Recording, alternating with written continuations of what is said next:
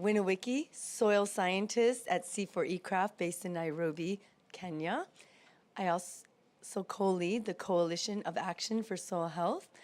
I am so pleased to welcome you all here today for our session, which is very timely as we kick off week 2 on the global stocktake. This session is about opportunities for strengthening the nationally determined contributions by bringing in evidence, by bringing in soil health, by bringing in nature-based solutions. We have a star-studded panel, actually 2 panels, because there's only 4 chairs here. And I'm so pleased to kick us off to talk about what are objectives of this session. And if at any time you see this session going astray, not fulfilling the objectives, just start raising your hand, waving your arms, and say, hey, we're getting off track here. Because these session objectives were a collective effort of the organizers, which include ICRA, WWF, C4ECRAF, and CASH. And the first is to showcase examples of successful implementation of including evidence, NBS, and soil health into NDCs. And you'll see perfect examples here from our panelists. We also want to hear how we can strengthen the NDCs so that they're actually attainable. So it's actually something that countries can attain. And that's why we're really pleased to have representatives from Kenya, from the African Union, who will be taking rigorous notes on implementing this. We want to bring together actors from government, research, development to really scale the implementation and the inclusion of evidence in soil health in the NDCs, and of course, garner support. We all need to support countries, but we also need to come together collectively to really make sure the NDCs are something we can be proud of. And I'm coming from Kenya, so we have an ambitious NDC. And I just want to talk about that because we have a really fantastic UK PAC-funded project on nature-based solutions. And I show this because this is a map here that we've produced at ECRAF of soil erosion across Kenya. The glaring red and yellow is the hotspots of erosion. And yes, there are a lot of hotspots of degradation across Kenya, and that's why it makes it such a perfect test case for integrating nature-based solutions, soil health into the NDC so that this map goes more toward warmer colors, less soil erosion with these interventions. And this project that we have is about delivering nature-based solutions by addressing, what's that word? Policy, right? Policy, institutional, and monitoring gaps for forest and landscape restoration. So what we do at C4ECRAF is really about generating evidence and then bringing it to bear on policy and practice. Can anyone from Kenya tell me where this is? Phoebe, where is this? What are these hills? Yeah, it's right next to it. Those are the Taita Taveta Hills. So I show this because it's very important that when we talk about generating evidence, that means we need to get out of the building and into the field. So this is a field team just last month, and that's me there. I look nothing like I do today. Sampling soil. So really reminding us that this generation of evidence is really about getting your hands into the soil, getting your hands around trees to measure them. So we've been doing this and building capacity. And the best thing is, soil health is on the agenda. Does everyone here know that? Soil health was included in the Emirates Food Systems Declaration. It's in the Private Sector Declaration. It's in the Non-State Actors Declaration. Soil health is on the agenda. And the Coalition of Action for Soil Health is really excited about this because we know healthy soil is central to so much. We're at the climate change COP. It's also central for ecosystem restoration, biodiversity, food and nutrition security. And these are our goals. And I just bring that up because today we're going to talk about policy. So how can we integrate soil health into policy, not just in the climate change or agriculture domain, but across all of these domains, cross-cutting. And this also requires we fill knowledge gaps and expand research and development, but most importantly, scaling on the ground, and sometimes that needs financial incentives, and even the financial institutions are asking for this evidence. So we have Jack Hannum here from the British Society for Soil Science, and she'll be talking about some of these policy interventions and I love it because it's a soil inquiry in the UK, and as one of these policy briefs. Oh, great, you can't read that. So it's a little bit white. And also with ICRA, we've produced 6 policy briefs, 6 African countries interviewing the committee who made the NDCs and said, why didn't you include soil health? And it turns out there were real reasons. They need concrete evidence to be able to report on it and track it. And this is something that scientists can bring. They also said, we need people who are not in the climate change unit to be part of the negotiation process. Seems obvious, but that is a real ask. So these policy briefs are online, and we're really excited that we're producing some tangible and useful products that can actually help scale and the implementation of the NDCs. So with that, this is our star-studded panel. Half of it is here.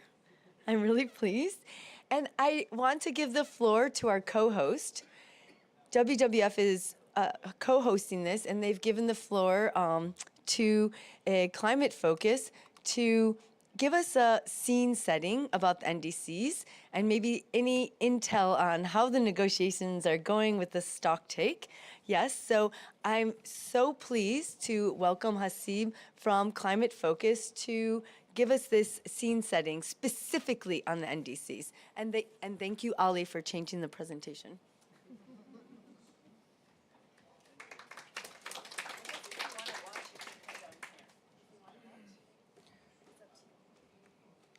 Thanks, Lee. 6 minutes. Wow. Okay. Thanks for the introduction and for that presentation. I'm really happy to be here.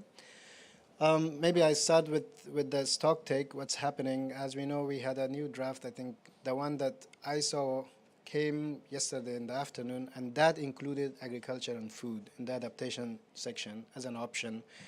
We don't know if that will make it to the final text or not, but I think a lot of advocacy and push from civil society and some countries made it possible, but we'll see. On the other hand, nature-based solutions, restoration, ending deforestation, other ecosystems, whether it's land-based or marine, they have been included in the mitigation part of the stocktake. But let's hope they all are still there at the end when the final text is decided upon in the next few days.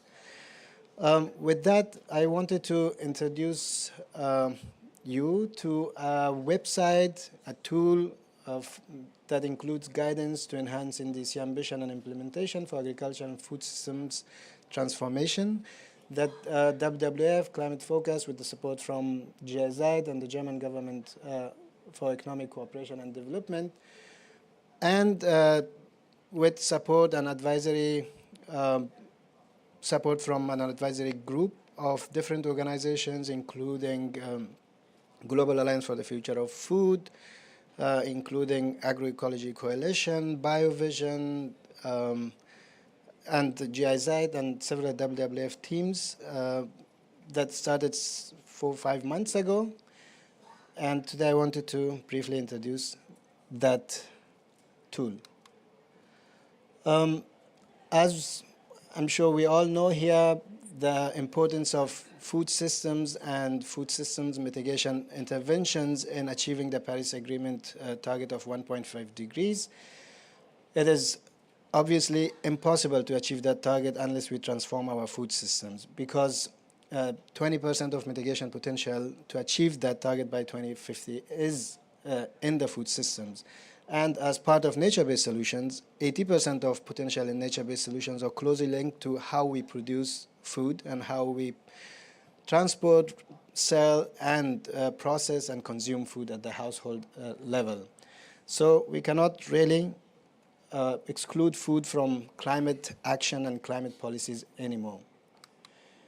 And thankfully, that has been the case. It's not been excluded. We looked at all updated NDC last year, and we saw that food has been included and mentioned in the NDCs in one way or another by almost all countries in the NDCs, from 134 countries, 93% of them included food.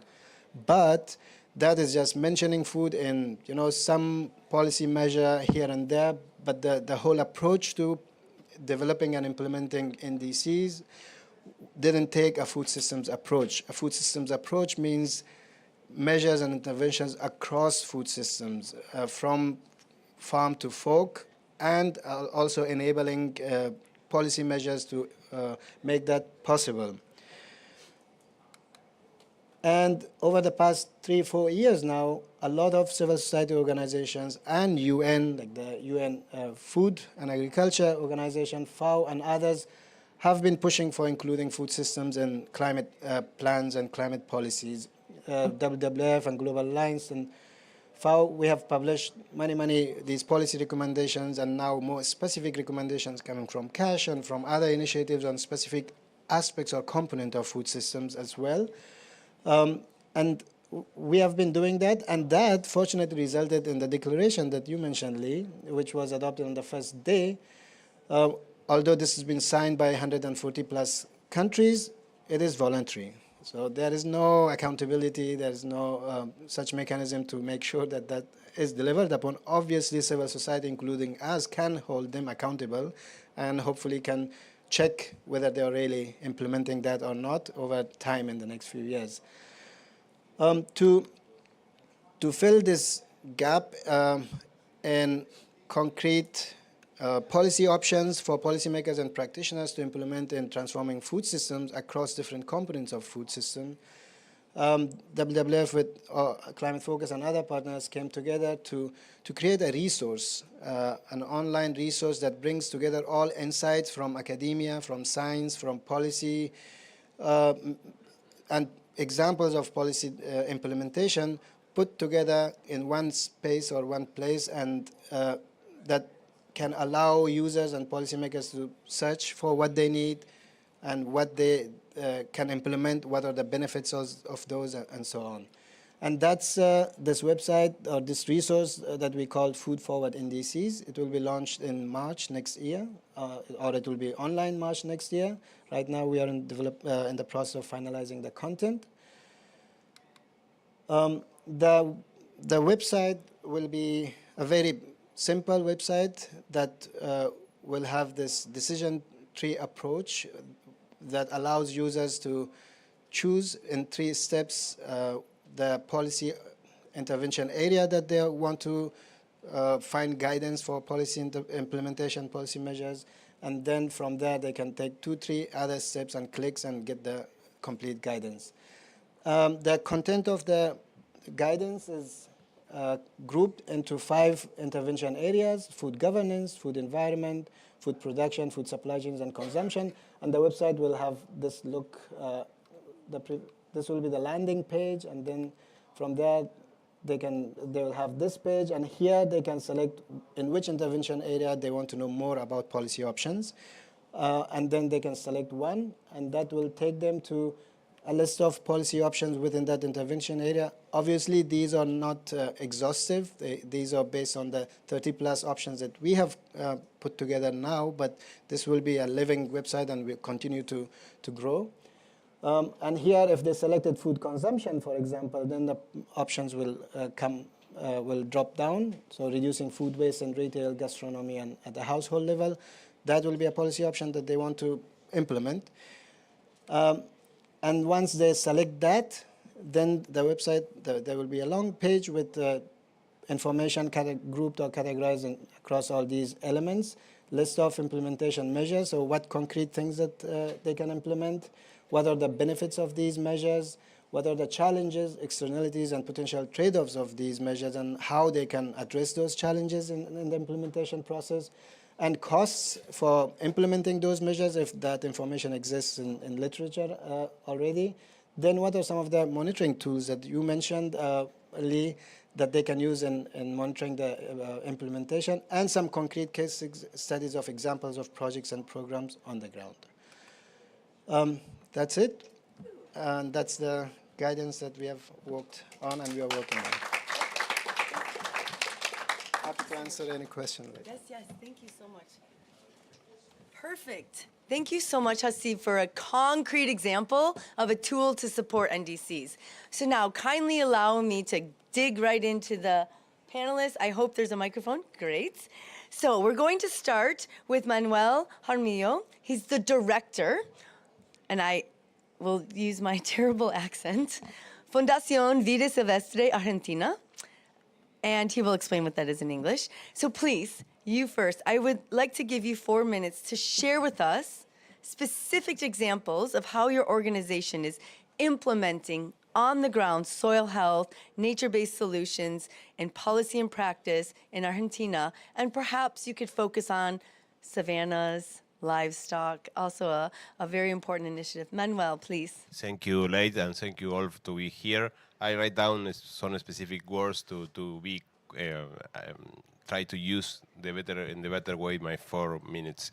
Obviously, when we talk about soil conservation, we are about healthy soils, and we talk about healthy soils, and it is nature, it is biodiversity. You know that the soils is more than the physical support for plants.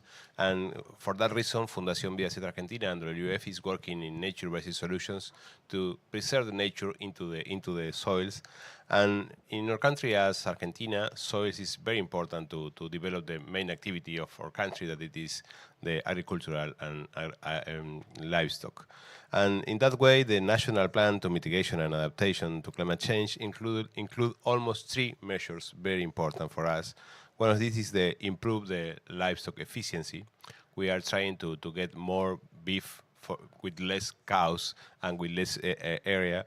And obviously, we are promoting the regenerative and agroecological livestock into the NDCs, and the practice management to avoid the erosion, mainly hydric and aeolic. And in that way, Fundación Vida Silvestre has working for several years, maybe more than 20 years, with producers, with the authorities, to promote the sustainable livestock, mainly on pastoral systems, considering that the heterogeneity of the environmental is the best way to use the grasslands. It's important to remark that in our country, we lost almost 65% of the natural grasslands in the pampas. Maybe you know about Argentina, you know about the beef in Argentina. The typical beef from Argentina came from pampas. This is the real Argentinian beef. But we are losing its area because it is transformed mainly for agricultural activities. And the change into the productive system of our beef is changing our beef. Or the Argentinian beef is losing because the practice is losing too. And in that reason, we are promoting the control and grazing. We are trying to avoid the use of open grass, that it is easy to overgrazing. And the technologies try to maximize the conversion of cellulose to meat, and minimizing the use of grains into the livestock process. We try to avoid the use of grains because it's compete with the human alimentation, and it promotes a big-scale transformation of our lands. And for that reason, we mainly support the sustainable use of pastures to try to maintain the soil covers and decrease the bare soils and increase the brush. And obviously, its practice already implemented demonstrate that it is a reduction of the weeds and reduction of creeping grass, and the increase of grass and higher forage value quality, both in summer and in winter. It's important the use of sustainable grassland, sustainable native, the sustainable use of the native grasslands is a kind of adaptation practice. It reduces the impact of the climate change and it's more resilient for the production. And the other issue is the increase of the valuable native species and existing seeds into the soil. And when you maintain the controlling grasslands, you could promote the native species that it is still alive into the agricultural systems, the livestock systems.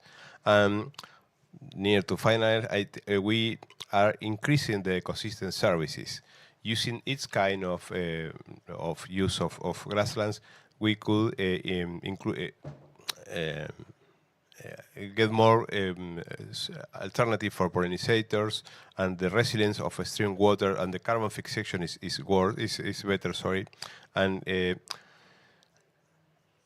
there is another important topic about its kind of grassland activity or livestock activities is use less fuels.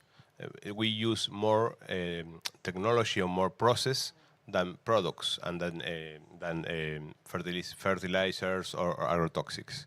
And yes, the most only 2 points. In 5 years, starting for the continuous grazing, that it is not sustainable, we reach 50% more of production. We gain 42 additional kilograms per hectare per year using only fences and technology and training for cattle ranchers. And obviously, it's implied better economic result and stability and the less dependence of external factors. Sorry. Oh, thank you. Great. Thank you. No, thank you so much for bringing in practical examples on the ground. And also you mentioned communities and government. And I think that's a really perfect segue for Jack Hannum to come in. And I would like to ask you about your policy work, and please say soil inquiry as many times as possible and tell us what that is. And what is some of the policy work led by the British Society for Soil Science and specific outcomes and action next steps? Over to you. Great, thanks very much, Lee. I'm Jack Hannum from the British Society of Soil Science. We're a membership organisation of scientists, but also practitioners working with soils on the ground as well. And we've been doing a number of things interacting with policy, and a big thing that's been happening in the UK this year is a soil health inquiry in Parliament, in the government. So there are a number of committees that exist across the different political parties that can call the government into account for various things. And they announced an inquiry into soil health this year. There was one in 2015, and there hadn't been much action from the reports from that. So they called another inquiry in 2023. And this is a public consultation, so anybody can submit evidence. So you submit written evidence to specific questions that they're asking, essentially about our knowledge about soil health in the UK, what we can do, whether there are particular policies that enable people on the ground to implement soil health. So we were invited to give evidence then in Parliament itself. So there's a second phase to the inquiry, which is going to the Houses of Parliament. So you may know the iconic building of Big Ben. It's quite intimidating going into this building. It's set up a bit like that to give inquiry essentially to the members of Parliament that are part of the committee. So they're then trying to ascertain a little bit more detail about some of the evidence that we were submitted from the society. A lot of our members also were also called to the inquiry to give evidence about specific areas of expertise. So what happened? So there's a big bunch of evidence, and essentially the committee then are holding the Department for the Environment and Rural Affairs to account for their actions for soil health. They published that report this week on World Soils Day, of course. And there's a number of recommendations that come from the evidence there. So our main evidence was really pushing for a systematic framework for soil policy in the UK. It's very fragmented. It exists in loads of different policy areas, and it's really difficult to see the ambition of government for soil health specifically, because it's included in lots of other things. So what we're doing to follow up on the report that got published is to see where the ambition is. There is still no call for an overarching framework, so that's something that we want to push going forward. We also want to look at monitoring, verification and reporting. So there is a national monitoring scheme that is being launched to look at our national contributions to soil health, but we really also need information on the ground at a local level so that we can actually inform farmers and landowners on specific actions that are applicable to them. One other thing that, as well as the inquiry, we've been interacting a little bit more. So again, it's about evidence. So bringing evidence directly to policymakers. So last year we hosted an international Soils Conference, the World Congress of Soil Science, and we hosted that in the UK. And it was the first time that we had a dedicated session for policy, with policymakers in the room with the scientists talking about the sorts of evidence that they need. And we are following up on this in some of our annual conferences, which happened at the beginning of the week. So we're having dedicated sessions where we can interact directly with policymakers, inviting them into the room so that we can interact with them and our members can provide that evidence directly. And this has been facilitated essentially by secondments and interactions of scientists going into government, into the evidence teams to actually embed that knowledge into developing policy in the UK. So that's it from me. Thanks. That's amazing.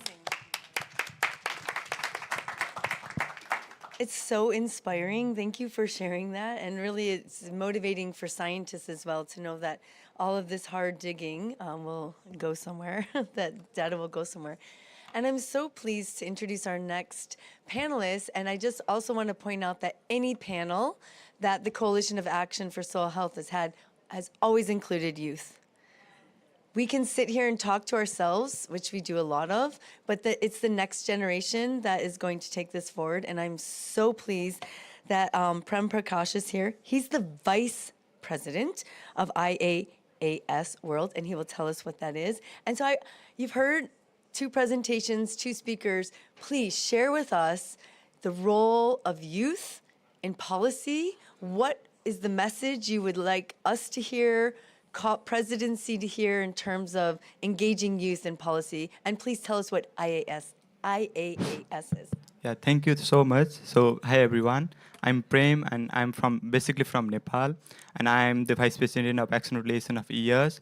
Basically, EAS is the International Association of Students in Agricultural and Related Sciences. We are the largest association in the field of agriculture and related sciences, over 10,000 members all around the globe, with 53 locations. We are over 53 countries, and we are more focusing on the advocacy, like aspirations and actions. So I'd like to highlight the role of youth in policies and practice in 3A, that might be AAA, aspirations, advocacy, and actions. From the aspiration part, like youth bring fresh, like perspective, innovative ideas, and the deep desire for the change, for the soil health, and for the healthy, fostering the long-term vision for sustainable agriculture. So we are working for the aspire part. We are aspiring young people to join the COP and UN events. So next one is advocacy.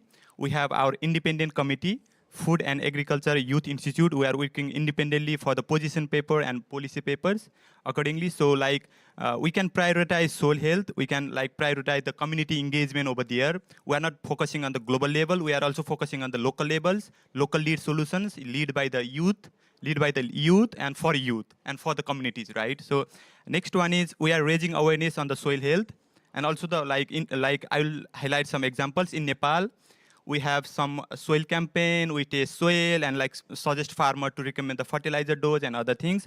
Also same like as Peru, we have soil campaigning. We have community engagement. We train farmers for the vegetations, like training on vegetation, green vegetation over there. Also we focus on the soil good health, better soil health for the better peoples and better living. So third one is actions. Basically, as the largest student association in the field of agriculture, we are working on the actions part. So we have more than 40 projects on the ground. We are working on the grounds with the youth peoples, for the peoples and for the communities. So we are also actively engaged on the NDCs, also actively engaged the UN policies, and also the negotiation and interventions. We are following every UN events like Ulfa Forum, also COP and SB.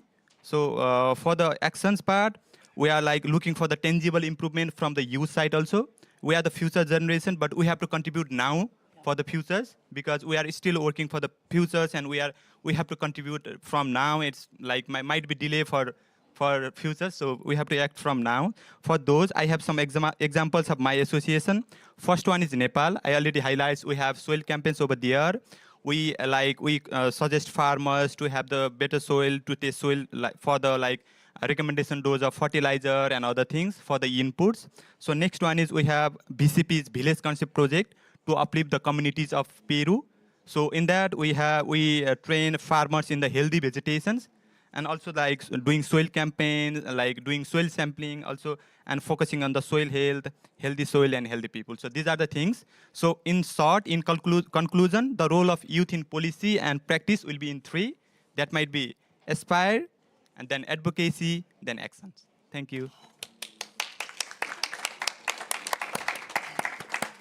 I must say, I feel inspired. Can we give him another round of applause? I was an active youth, but I don't think I was quite as sophisticated and as articulate as you are. This is really inspiring. And I loved what you said, deep desire for change. And then acting now for the future. That's very powerful. Thank you for sharing those messages. And I'm so pleased. Rachel had many invitations for this exact time slot. So I'm really pleased that she highlighted our event, because as you saw, we're really trying to highlight the engagement of FCDO and UK PAC funding on this topic. So please, Rachel, I'd like to ask you to give some examples of how FCDO is, and your work with the policy dialogues is really trying to bridge some of these gaps that we've been talking about to make sure that policy is implemented on the ground. And please go ahead and introduce yourself. Thank you. All right, thank you very much. Very pleased to be here. I'm Rachel Waterhouse. I lead what's called the Sustainable Water and Food Systems team at FCDO in the Climate and Environment Department. Bit of an ambitious name. So I mean, I'm really glad that we're here talking about policy, and whatever the technical solutions are. I mean, I think there are many technical solutions, and it's really great to hear the examples that you're bringing. But unfortunately, we know that those are unlikely to be taken up unless we have the right policies in place, both in terms of sort of enabling environment as well as the right kind of incentives to promote soil health and more sustainable agriculture in general. And sort of through the work that we've been doing, I mean, one of the things that we're very much aware of is that current agricultural policies sort of globally are unfortunately quite often have perverse incentives in terms of soil health and land. We know that OECD countries alone have been investing around $800 billion a year in the agricultural sectors, whether that's through sort of direct or indirect support and market price incentives. But quite often that is driving unhealthy practices that are sort of leading to emissions, biodiversity loss, land degradation. So, for example, the focus has quite often been on of agricultural policies and support has been on increasing production or supporting farmers' income, which is great, but without taking into account the environmental outcomes of those policies. So that's why we've been sort of very much focused on looking at what's possible in terms of shifting that public support and the public policies that incentivize both public and private investment into agriculture and into healthy soils. So we've been doing this sort of domestically and internationally. Domestically in England, and I have to say this, I'm sure Jack probably knows way more about it than I do, but we have been shifting from area-based subsidies, which were designed to support farmer incomes but were not linked to production, let alone healthy soils. So we're shifting now to an environmental land management schemes, which are designed to reward farmers for better environmental outcomes.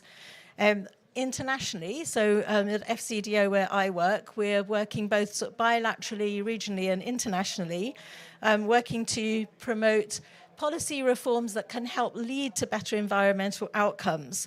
And that includes, so for example, the PACT partnership that Lee referred to, So through PACT, which is Partnerships for Accelerated Climate Transitions, we are working with countries to address net zero outcomes, but also sort of doing that in a way that has people at the center. So we're looking at better outcomes for people, climate, and nature. Through the PACT partnership in Kenya, we're working with CIFOR and the World Agroforestry to strengthen county environmental governance and forest landscape restoration through improving monitoring and reporting frameworks. And that includes landscape health assessments using the Land Degradation Surveillance Framework. And through the sort of land assessments and soil testing, this will support implementation plans for landscape restoration. And I'm sure Lee can probably tell you more about that than I can. But that's just sort of one example from our PACT program. Obviously, countries need to have their own policy approaches according to their context, but eventually this has to be a global shift, which is why together with so we do work at we try to bring together experience as well. We have a Just Rural Transition Support Program where we work together with the World Bank Food Systems 2030 Trust Fund and partner countries with the aim of supporting developing country governments that want to also kind of increase the soil health outcomes of their agricultural policies. Through this program, for example, Malawi is drawing on this program to support reform of its agriculture inputs program with the aim of reducing spend on inorganic fertilizers, which have proved to be expensive and inefficient, and looking at what are their options to sort of shift that program to increase the reward to farmers for soil health and other environmental outcomes. So that includes, for example, promoting the use of an indigenous mix of organic and inorganic fertilizers. And again, that's going to kind of reduce import costs, but it is also have better outcomes for soil health. So we need country-specific solutions, but it's really important to think about a global shift in policy. So together with the World Bank, the UK has co-convened what's called the Agriculture Policy Dialogue. We call it the Policy Dialogue for Transition to Sustainable Agriculture. We began that under our COP26 presidency. It's brought together over 45 countries over the last sort of 3 years to share experience on the kind of policy actions that are helping to drive a shift towards sustainable agriculture. Tomorrow we'll be launching a compendium of the policy dialogue in 2023, which will have a chair's summary of our workshops this year, as well as country case studies, kind of country-authored case studies. That includes, for example, one from India looking at the soil health cards system that they use, but also a short series of policy briefs, again, including one on soil health. Some of the emerging, I'm just finishing, sorry. Some of the emerging priorities for soil health sort of through this process are providing farmers with access to information, technical assistance and finance, but also the importance of establishing and enforcing standards, sort of regulation and standards around soil health, and the question that we've been hearing about monitoring. So moving to sort of agreed metrics for that monitoring is something that's going to be really key, both for integrating into NDCs and more broadly for making sure that we conform with soil health outcomes. Thank you. Yeah, thank you. And thank you so much, Rachel, for reminding us of that policy brief that's coming out on soil health. I'm really excited because I know there was a wide consultation on that, and I think the fact that World Bank, FCDO, Just Rural Transition, more people are talking about soil health, Baron, means soil health is on the agenda finally in our lifetime. So with that, we're going to shift panels to an Africa-focused panel. So let's give all of these panelists a round of applause as we transition to our new panel. Thank you so much.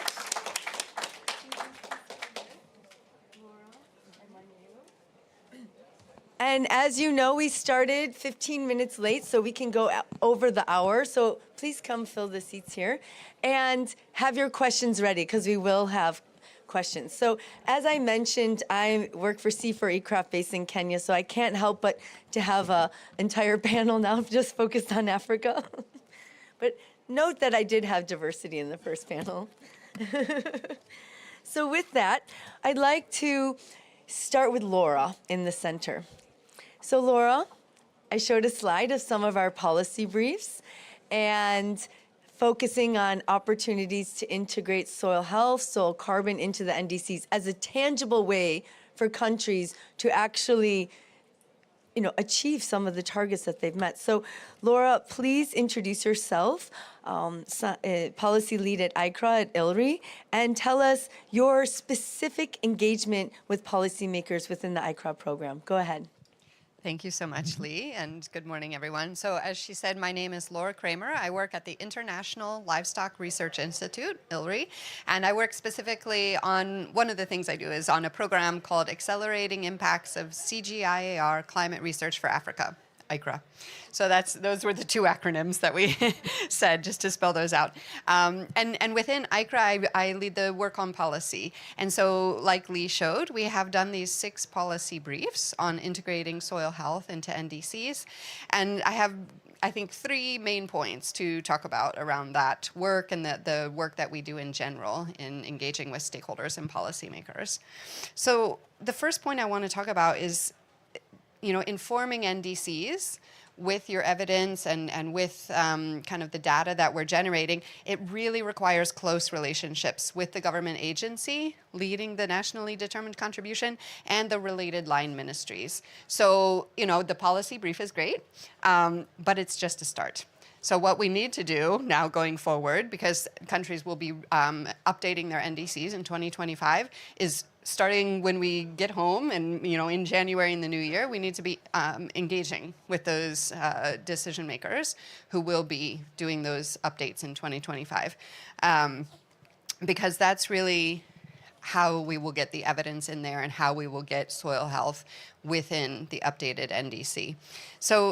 And the NDCs are really important because they guide investments, especially in countries in Africa. Maybe I think in Britain, I love the example of the soil health inquiry, and I think your government probably has ample funding. Maybe it's not a priority, but the money is there. With African countries, we rely so much. I know in Kenya, 87% of the NDC is reliant on external funding. And so to be able to drive that investment in soil health, it needs to be in the NDC to be able to access any sort of funding to create new policies related to it or to just get projects on the ground doing work on soil health. So the first point is about those close relationships that we need. The second point is that conversations getting that evidence into the NDC need to start early and continue throughout. And it's a really engaged process. It's very involved and it takes time and persistence. And that's one of the things I've learned working in ICRA, working with policymakers, is that you need to show up. And we have some other colleagues who say this as well. You need to show up and be there consistently. Inviting them to your meetings is one thing, but showing up to their meetings is something else. And it shows that you are committed to not only driving your own agenda, but contributing to their agenda as well. And so I think that's one of the main things we do to build trust, is to just keep showing up and keep building those relationships. And the other thing I think that's important there is to invite other stakeholders in as well, not just government and research, but getting civil society, NGOs, local research institutes, and others involved in those conversations. And the third point that I would really make, and that's why I really like the LDSF framework and everything else, because we need that locally sourced data and co-developed knowledge projects to be able to feed into the NDCs. We had not an ICRA-related event, but another ILRI-related event recently where some European partners came. They had done some research studies and were presenting to people within Kenya. And it was fairly well received, but then the audience said, well, actually, why don't you come to us? We have better data than the data you've used. And so I think that's another part of having those relationships there, you know, having buy-in from the beginning, saying, hey, you know, we want to help inform this, but what info do you already have and what info do you need and how can we help you generate that, rather than working from the outside and trying to impose something at the, you know, the very end. So, you know, I think, and I love the picture of Lee getting your hands dirty, because, you know, we really need that local data, and it's not free. It costs money. And so being able to drive the investments, not just for the work on the ground, but even generating the data to be able to inform the decisions on what work needs to happen is really important and needs funding as well. So I think those are my key points, and I will stop there. Thank you. So great. So great. Now we have a unique situation where we're in Dubai, but we actually have 2 people here from Makueni County.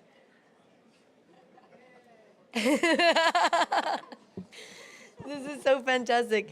So I'm really pleased that we have Phoebe Wangangi here from Makueni County, a farmer, and we're talking high level about all of these policies and trying to say that we're on the ground, but we really want to hear your perspective on what this means for farmers. So, Noseo. Thank you. My name is Phoebe Mwangangi from Makueni County in Kenya, a farmer. I'm so excited to be in this forum talking about soil health, because it's the basis of the farming system we have. There's no farmer without good soil health. And so the farmer is highly dependent on the health of the soil. As a farmer, the soil will dictate the kind of farming I'll do, the kind of produce I'll get, the quantity and also the quality. And so it's very important that we talk about soil health. We've been doing soil health traditionally as farmers, even the smallholder farmers. I remember even when I was growing up, they'll do things like merry-go-round of soil conservation. They'll do terraces. They do it, you know, these farmers' ground one day, the following day they do it on the other farmer's farm. And they will also plant grasses during the rains. And this will be done communally as a merry-go-round kind of an event, happily conserving the soil. But with climate change, many things have happened. The soil health is degrading, and the farmer is not getting enough as it used to get. So what we are doing down as smallholder farmers in Kenya, Makueni County, a very arid area, is that we are trying to adopt some innovations to help increase the soil health, to make the soil produce better. For example, we have seen in the cast about Kenya map, which was placed at the beginning of this event. There's a lot of soil erosion going on, and I saw my place there, Makueni water area, and a lot of red patches showing a lot of erosion is going on. So what we're doing is that as a community, we have these innovations. We have made what we call farmer groups, and we are talking about these innovations in the farmer groups. We're doing what we're going deep tillage, minimum soil disturbance. We don't want to disturb the soil much. We want it to remain intact for some time so that it can regain its fertility strength. We also doing tillage, we call reaping and manure application. We have collaborated with ICRA. They have helped us to learn these innovations and strengthen also the farmer innovations. You know, the farmer has his own innovations. And now when the ICRA comes in, strengthens these farmer innovations and adds a few more innovations, then we are able to regenerate our soil and the health is replaced. It's my appeal in this meeting that the governments and also other organizations who are making these policies, they'll have the farmer in mind. The farmer is the one who is interacting with the soil. and will be the best person placed to improve the soil health or destroy the soil health. So have the farmer in mind, involve the farmer, get to know what the farmer feels is good. Build on the innovation the farmer has and bring more new ones. Let them be farmer-owned, and the farmer will implement them. Thank you. Actually, a bigger round of applause.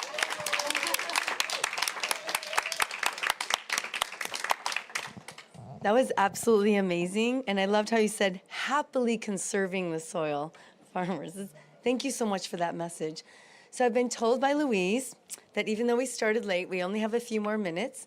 So, Manyewo, we've heard policy, global, we've heard from the farmer, you're representing the African Union, you're talking about a soil initiative for Africa.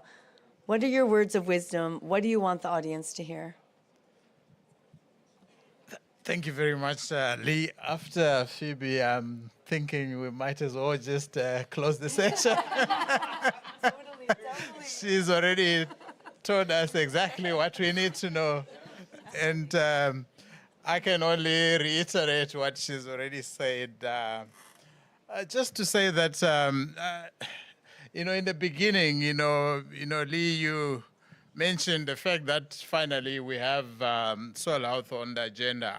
I can also just reiterate the fact that for Africa, it is also a tipping point in that sense, because finally soil health is on the agenda, and it's getting the attention, the necessary attention and political support that I believe is required if we are to make the kind of difference that we need at the kind of scale that we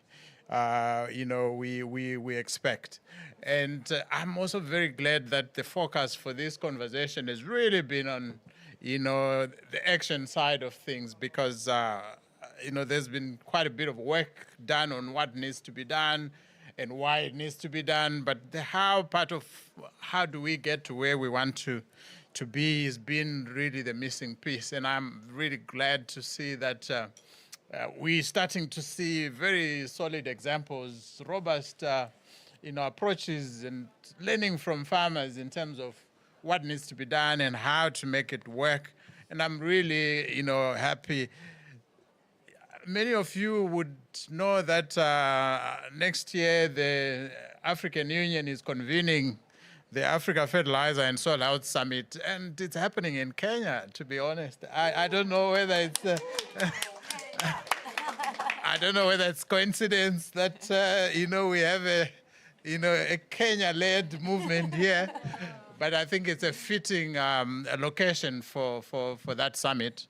Essentially, it's a continental gathering that really looks at galvanizing action on soil health. Eventually, after many years of trying so many things, we've really come to the realization that if we are to transform our food systems on the continent, it will have to start from the ground up. We'll have to deal with soil health. And if we don't get that right, we might as well forget about transforming our food system. So, I'm very happy about that. And finally, we're seeing a lot of momentum in terms of realizing that many of the solutions that we would need will also, of course, we're looking at nature-based solutions, but they also need to be locally driven, solutions. So they will have to be locally relevant and locally exciting solutions as well. So in terms of the incentive systems that we bring on the table, they will need to involve local people. They will need to ignite the passions of young people in local areas. It needs to, to incentivize utilization of local resources, local materials that are found, within communities that farmers are living. So I think we really have solid examples in terms of what works.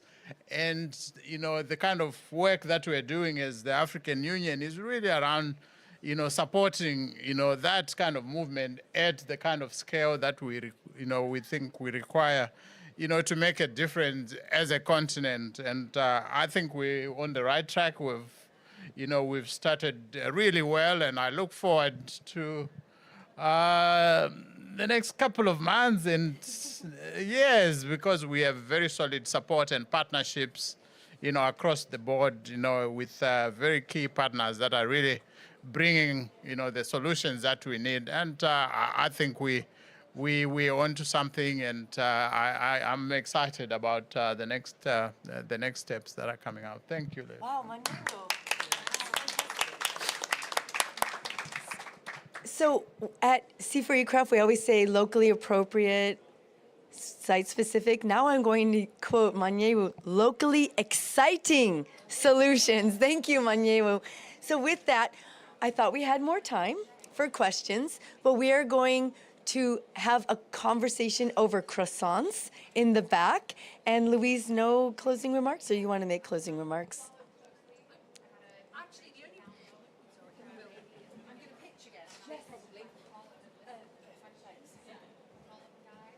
It was really exciting, and I'm sure I would have said something really, really inspiring. But yeah, to steal another analogy, if we're on the agenda, we're in the car's moving, let's not take our foot off the accelerator. Now we've started to move, right? So let's keep the pressure on. The next session here in this pavilion is about financing in Africa. So following on from the exciting Africa panel, take a croissant, take a coffee, come back, and let's talk about how we're gonna inspire soil health and then find the money to make it happen. Yeah? All right, everybody, thank you so much. Cheers. This session is officially closed. Thank you for joining online. Thank you for joining here. Woo! Thank you.